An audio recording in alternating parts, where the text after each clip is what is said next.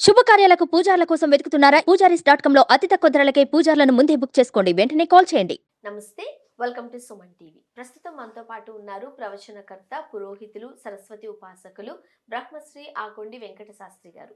నమస్తే అండి. నమస్కారం.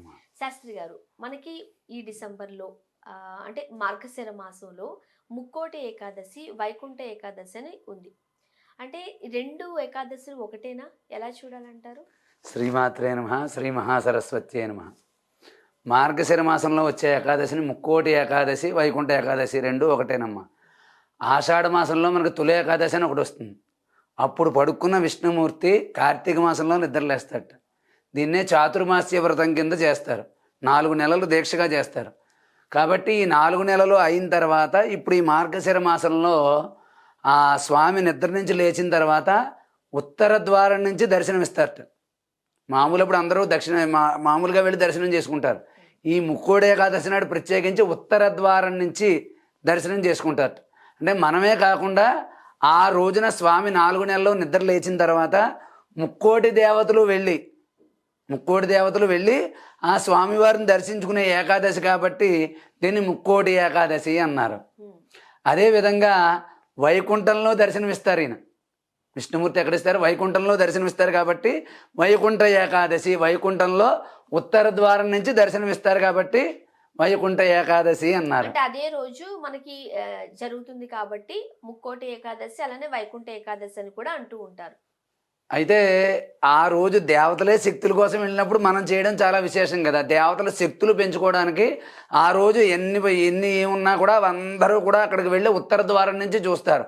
అంటే ఉత్తరం ప్లేస్ మనకి కుబేర స్థానం కింద చెప్తారు. అంటే లక్ష్మీదేవికి ఇష్టమైనటువంటి చోటు అనమాట. విష్ణుమూర్తి భార్య లక్ష్మీదేవి కాబట్టి మనకి విష్ణుమూర్తి అనుగ్రహం, లక్ష్మీదేవి అనుగ్రహం రెండూ కావాలి అనుకున్న వాళ్ళు మార్గశిర మాసంలో విష్ణుమూర్తిని, లక్ష్మీదేవిని ఆరాధించడం మంచిది.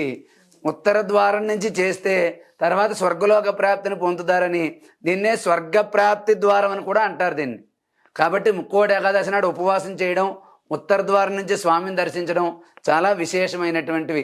ఓకే, ముఖ్యంగా ఇంత విశిష్టత కలిగిన రోజున ఇన్ జనరల్గా ప్రతి ఒక్కరు ఏం చేయాలి, ఎలా ఉండాలి? ఈ రోజు ప్రధానంగా భోజనం చేయకూడదు. ఎందుకంటే ఉపవాసం ఉండాలి. ఉపవాసం ఎందుకు ఉండాలి అంటే మురాసురుడు అనే రాక్షసుడిని సంహరించడం కోసం విష్ణుమూర్తి బయలుదేరినప్పుడు అతను ఏం చేశాడంటే బియ్యంలో వెళ్ళి దాక్కున్నట్టు. అతను ఆ రోజు అందుకని బియ్యంతో ఉండిన అన్నం తినకూడదు. తింటే ఆ రోజు రాక్షస స్వభావాలన్నీ మనకు కలుగుతాయటమ్మా. ఆ రోజున మురాసురుడు అనే రాక్షసుడు విష్ణుమూర్తి నుంచి తప్పించుకోవడానికి వెళ్ళి బియ్యంలో దాక్కున్నట్ట. బియ్యంలో దాక్కుంటే ఆ రోజు బియ్యం తిన్న వాళ్ళందరికీ కూడా పాపం వస్తుంది, ఆ రాక్షస స్వభావాలన్నీ కలుగుతాయి అని చెప్పి ఒక ఇది ఉంది. అదేవిధంగా ఈ రాక్షసుడిని సంహరించడం కోసం ఈ రాక్షసుడు విష్ణుమూర్తి బాగా యుద్ధం చేసి బాగా అలసిపోయినప్పుడు ఒక చోట గుహలో దాక్కున్నట్టు విష్ణుమూర్తి.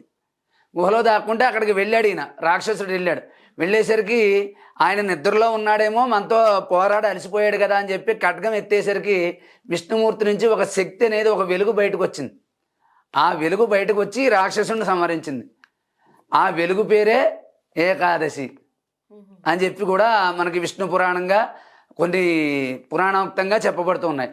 దానికి ఆ తిథుల్లో ప్రత్యేకమైనది ఏదంటే విష్ణుమూర్తి నుంచి ఉద్భవించింది కాబట్టి ఈ ఏకాదశే కాదు ఏ ఏకాదశినా విష్ణుమూర్తిని ఆరాధించడం, ఆ రోజు విష్ణు సహస్రనామ పారాయణం చేసుకోవడం, ఉదయం నుంచి ఉపవాసం ఉండి ఉదయం సాయంత్రం విష్ణుమూర్తి దేవాలయానికి ఎక్కడికైనా వెళ్ళి పూజ చేసుకుని ఆ రోజు పూర్తిగా అన్నం తినకూడదు. ఇంకా ద్వాదశి నాడు పొద్దున్నే స్నానం చేసి మళ్ళీ దేవుడి దగ్గర దీపం పెట్టుకుని అప్పుడు బ్రాహ్మణుని తీసుకొచ్చి స్వయం పాకమని 2 రకాల కూరలు, 2 రకాల పప్పులు, బియ్యం అన్నీ కూడా బ్రాహ్మణుడికి దానం ఇచ్చాక అప్పుడు వండుకుని అన్నం తింటే ఏకాదశి ఫలితం సంపూర్ణంగా లభిస్తుంది.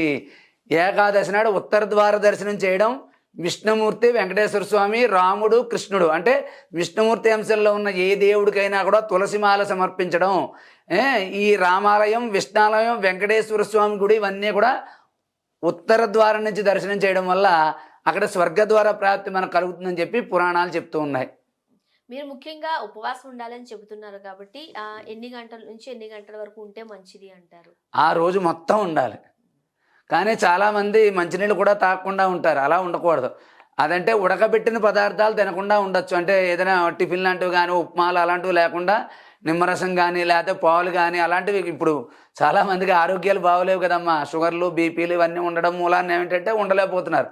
ఉపవాసం ఉండాలని ఉంటుంది కానీ శరీరం సహకరించదు. కాబట్టి అలాంటప్పుడు ఏం చెయ్యాలి అంటే పాలు తాగి, టీ తాగి, ఏదైనా జ్యూసులు లాంటివి, నిమ్మరసాలు అలాంటివి ఏమైనా తాగి ప్రాణాన్ని నిలబెట్టుకుంటే పూజ చేసిన దానికి ఫలితం ఉంటుంది. లేకపోతే మనం ఏమీ లేకుండా ఉన్నామనుకో, ఎప్పుడు ఉపవాసం అయిపోతుందా, ఎప్పుడు టిఫిన్ చేద్దామా, ఎప్పుడు భోజనం చేద్దామా అని దృష్టి దాని మీద ఉంటుంది. కాబట్టి అప్పుడప్పుడు ఆరారుగా నీళ్ళ లాంటివి కానీ, ద్రవ పదార్థాలు కానీ తీసుకుంటూ ఉపవాసం చెయ్యొచ్చు అని చెప్పి మనం మారుతున్న సమాజానికి అనుగుణంగా కొన్ని మార్పులు చేసుకోవడం జరిగింది. సాధారణంగా ఉదయం 6 గంటల నుండి అంటే లేచిన దగ్గర నుంచి సాయంత్రం 6, 7 వరకు ఉపవాసం ఉండి నైట్ టైం ఏదైనా టిఫిన్ చేస్తూ ఉంటారు. బట్ మీరు చెబుతున్న ప్రకారము ఆ ముక్కోటి ఏకాదశి రోజు నెక్స్ట్ డే వరకు కూడా ఏమీ తినకూడదు. అదే అన్ని ఉపవాసాలకి ఏకాదశి ఉపవాసానికి ఉన్న తేడా అదేనమ్మా. మీరు చెప్పినట్టుగా ఉదయం నుంచి సాయంత్రం వరకు ఉండి తినేస్తే అది మామూలు మంగళవారం ఒంటి పొద్దు చేయడం అంటారు. అదే ఏదైనా పండగ రోజున వ్రతం చేసుకుంటాం, వ్రతం అయ్యే వరకు ఉపవాసం ఉండి సాయంత్రం భోజనం చేసేస్తాం. ఇది అలా కాదు. ఏకాదశి ఆ రోజు చెప్పాం కదా, మురాసురుడైన రాక్షసుడు బియ్యంలో దాక్కున్నాడని. ఆ రాక్షస స్వభావాలన్నీ కలుగుతాయని చెప్పి ఏకాదశి నాడు అసలు అన్నమే తినకూడదు అన్నారు అనమాట. ఉడకబెట్టినవి ఏమీ ఇంకేం తినకూడదు. ఆ రోజు పూర్తిగా ఉపవాసం ఉండి ద్వాదశి నాడు పొద్దున్నే స్నానం చేసి దేవాలయానికి వెళ్ళినా పర్లేదు, ఇంట్లో అయినా పర్వాలేదు, దీపారాధన చేసుకుని ఇక్కడ మనకి పురోహితులు అందుబాటులో లేకపోతే దేవాలయానికి వెళ్ళి అక్కడ ఏ దేవాలయం అయినా పురోహితుడికి ఆ స్వయం పాకం కూరలు, బియ్యం, పప్పులు ఒక 2 మనుషులు తినడానికి ఎన్ని సరిపోతాయో అన్ని సరుకులు పట్టుకెళ్ళి ఆ బ్రాహ్మణుడికి ఇచ్చి దానం చేసిన తర్వాత వచ్చి వండుకు తినడం అనేది శాస్త్రం చెప్పింది. దీన్ని ఇప్పుడు కాలానుగుణంగా ఎవరి ఆచార ప్రకారంగా వాళ్ళు మార్చుకుంటున్నారు. కానీ సంపూర్ణంగా చేయడం వల్ల విశేషమైన ఫలితం అయితే కలుగుతుంది. ముఖ్యంగా ఏ దేవాలయాన్ని సందర్శించాలనేది కూడా చాలా మందికి ఒక అనుమానం ఉంటుంది. ఏ దేవాలయాన్ని సందర్శించాలి? విష్ణు సంబంధమైన దేవాలయాలు, రాముడు, కృష్ణుడు, వెంకటేశ్వర స్వామి, ఆంజనేయ స్వామి, అంటే అందుబాటులో ఉన్న దేవాలయానికి వెళ్ళాలి. ఇవి ప్రధానంగా వెళ్ళవలసిన దేవాలయాలు. దూరమైనా సరే ఆ రోజు దర్శనం చేసుకోవడం, ఈ యొక్క తులసిమాల సమర్పించడం, సంపూర్ణంగా ఉపవాసం చేయడం, ఈ స్వయంపాక దానం చేయడం. ఆ రోజు దానం చేసినా, పూజ చేసినా, ఏదైనా వ్రతం చేసినా కూడా ముక్కోటి దేవతల ఆశీస్సులు లభించి చాలా ఎక్కువ కోటి రెట్లు ఫలితం వస్తుందని చెప్పి పురాణాల ప్రకారంగా తెలుస్తోంది. ముఖ్యంగా ఇటువంటి స్పెషల్ డేస్ వచ్చినప్పుడు చిన్న చిన్న మంత్రాలు చెబుతూ ఉంటారు, ఈ మంత్రం జపిస్తే ఇంకా మంచిది అని. సో మరి ఈ ముక్కోటి ఏకాదశి రోజు లేదా వైకుంఠ ఏకాదశి రోజు ఎటువంటి మంత్రాన్ని జపించుకుంటే ఫలితం ఉంటుందంటారు? దీనికి ప్రత్యేకంగా మంత్రం ఏం లేదా. ఓం నమో నారాయణాయ, విష్ణుమూర్తిని స్మరించడం, విష్ణు సహస్రనామాలు చదవడం, రామరక్షా స్తోత్రం చదవడం, ఇలా విష్ణు సంబంధమైనవి ఏవైనా సరే చెయ్యొచ్చు. వెంకటేశ్వర స్వామికి సంబంధించినవి చదువుకోవచ్చు, ఆంజనేయ స్వామికి సంబంధించినవి చదువుకోవచ్చు, ఏదైనా చదువుకోవచ్చు. కానీ విష్ణు సహస్రనామ పారాయణం చాలా విశేషమైన ఫలితాన్ని అయితే మనకు కలగజేస్తుంది. అదే చదవలేని వారు విన్నా ఓం నమో నారాయణాయ అనే మంత్రం చదువుకుంటూ విష్ణు సహస్రనామాలు పారాయణం చేయడం, చదవడం, వినడం కూడా చాలా విశేషమైన ఫలితాన్ని మనకు కలుగజేస్తాయి. శాస్త్రి గారు, మార్గశిర మాసంలో వచ్చే ముక్కోటి ఏకాదశి కావచ్చు, లేదంటే వైకుంఠ ఏకాదశి రోజున ఆ విశిష్టత ఏంటి, ఆ రోజు చేయాల్సిన పూజలేంటి, చాలా వివరంగా తెలియజేశారు. ధన్యవాదాలు.